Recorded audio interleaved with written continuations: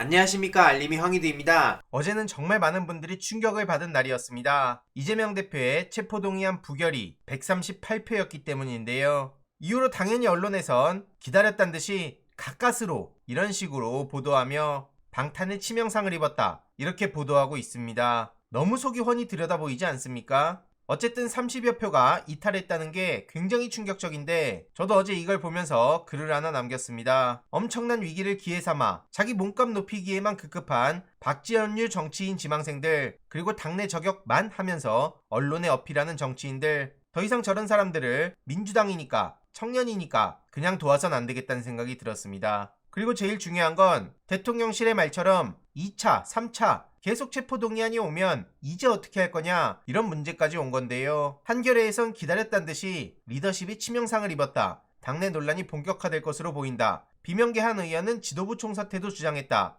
남은 건 이재명 대표 결단뿐이다, 이런 얘기들을 보도하고 있습니다. 그러면서 앞으로 시작될 재판도 이재명 대표에게 어떻게 작용할지 예측하기 어렵다, 그러면서 거취에 대해서 계속 언급하는데요. 또 다른 한 의원의 입을 빌려 여름까지 이런 국면이 이어지면 당의 부정적 이미지가 강해질 수 있다, 이런 식으로 다룹니다. 이게 정말 의도가 없다고 볼 수 있습니까? 이런 이에 대해서도 사퇴는 무슨 사퇴냐, 저런 식으로 분열 조장하고 어처구니 없는 보도를 납득할 수 없다는 반응이 이어지고 있고요. 원래 부결이 아니었다면 지금 상황은 180도 달랐을 겁니다. 특히 그렇게 자신만만하던 한동훈의 한방은 전혀 없었죠. 새 스모킹 건은 없었다, 이런 보도가 나오기 시작했었는데, 그렇게 자신감 내비치더니 여태까지 공개되지 않았던 새로운 진술이나 결정적 증거는 없었다는 거죠. 자신만만하던 한동훈 장관의 허세를 꼬집는 보도가 나오고 있었는데, 오죽하면 법조계에서도 이날 제시된 증거만으론 혐의 입증을 확신하기 어렵다, 이런 지적까지 나오고 있었습니다. 게다가 정순신 아들 학폭 논란도 쉽게 불이 꺼지지 않고 있는 상황이었죠. 여기에 한동훈 장관은 난 알지 못했다, 이런 허무맹랑한 소리를 해서 더더욱 논란이 커지고 있었는데요. 서울대의 정순신 사태 관련해서 대자보까지 붙었습니다. 윤석열 대통령과 정순신 부자는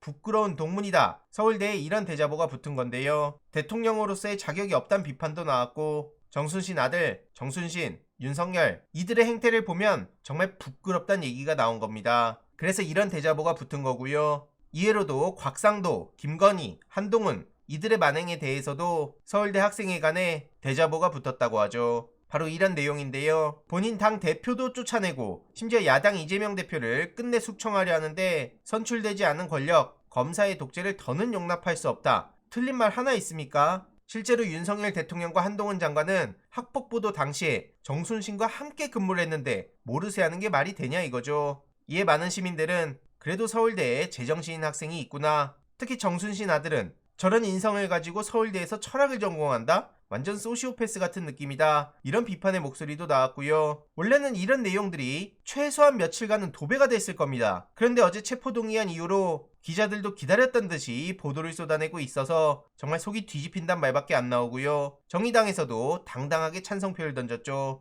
심지어 최근 레고랜드 관련해서도 누가 봐도 김진태 책임인데 이걸 또 양비론을 펼치고 있습니다. 이러니 정의당에 대한 비판도 엄청나게 많이 이어지고 있는데, 앞선 상황들을 쭉 보면서도 양비론을 하겠다니 더 이상 무슨 설득이 필요하겠습니까? 그냥 대화도 안 된다 생각하고요. 이후로 어떻게 진행이 되는지 소식 계속 전해드리도록 하겠습니다. 이번 내용도 유익했다면 구독, 좋아요, 알림 설정, 멤버십 가입 정말 큰 힘이 된다는 점 말씀드리고 싶습니다. 주위에 널리 공유 부탁드립니다.